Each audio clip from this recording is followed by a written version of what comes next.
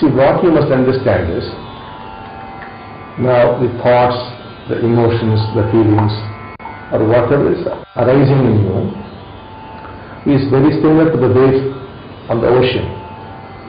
The wave is arising, it is ceasing, and again comes back as another wave, and then ceases. This is continuously happening. Like that, like all people are living on the planet, all our consciousness is linked to a certain holistic consciousness. It's like the ocean of consciousness in which we have the small little individuals whom we call individuals. So nothing but some kind of a dot on the vast ocean of consciousness. From that ocean of consciousness, thoughts are coming, thoughts are ceasing. Now the problem with you is, you think that you are thinking. So if that were the case, why don't you stop the negative thoughts?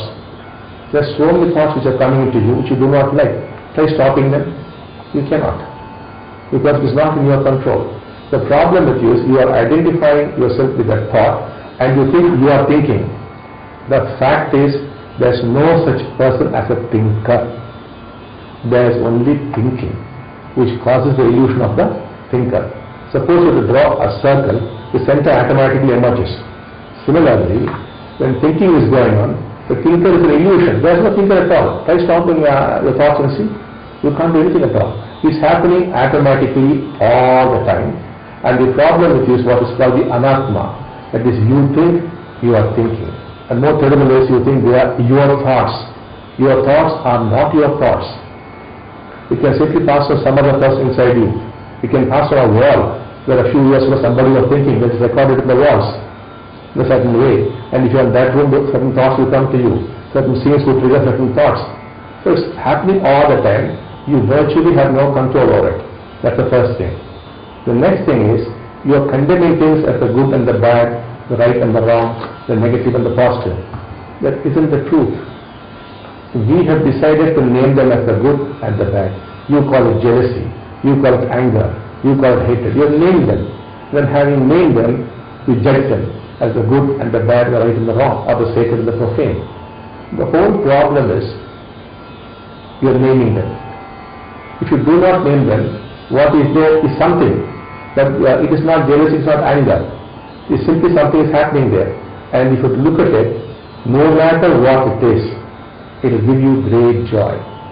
The problem is, you are trying to change the contents of the mind, which cannot be changed, because the mind is very ancient. It is as old as man himself.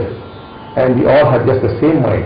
It's not that your mind is different or somebody's mind is different. All minds are the core fear.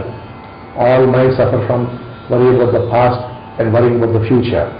And all have jealousy, anger, hatred, violence, everything is there. Just like if you take salt, salt has certain qualities, sugar has certain qualities. The human mind has these qualities. And it will be so. It was so, it is so, and it will be so unless the human brain is re-engineered. So what could you do is something which cannot be changed. It's ancient. It's probably 20 million years old. That old it is. And the brain has not changed very much. It has of course changed, but not very much. So what can you do with it? It's like taking a dog's tail. So the problem is not the negative thoughts. The problem is you are calling it negative thoughts. The problem is you're struggling with it. You're trying to change it.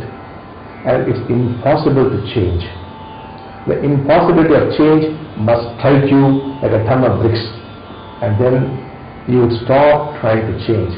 That is the day you will discover peace. You will discover joy in your lives, meaning in your lives, your relationship would acquire life, everything would change. The problem is, you want to become something which you are not. The truth is, what you are is the truth. And truth alone can save you. Not by trying to be like a sage or a saint. It's not going to happen. The sages don't try to change. The only thing is, the sage does not identify himself with thoughts, nor is trying to change. He knows they are thoughts. They are not his thoughts, they are thoughts. That is all. So, as long as you are going to try to be free of these things, I think life is going to be a great struggle for you. And for no purpose. You're going to waste your time, your energy, and your consciousness will be only contaminated. Please understand the impossibility of change, and on that you are trying to change. If you see it's impossible to change, it stops. If you put in some effort and try not to change, you are doomed. If you put in some effort and try to change, you are doomed. What you must see is the impossibility of change. As you see, everything stops.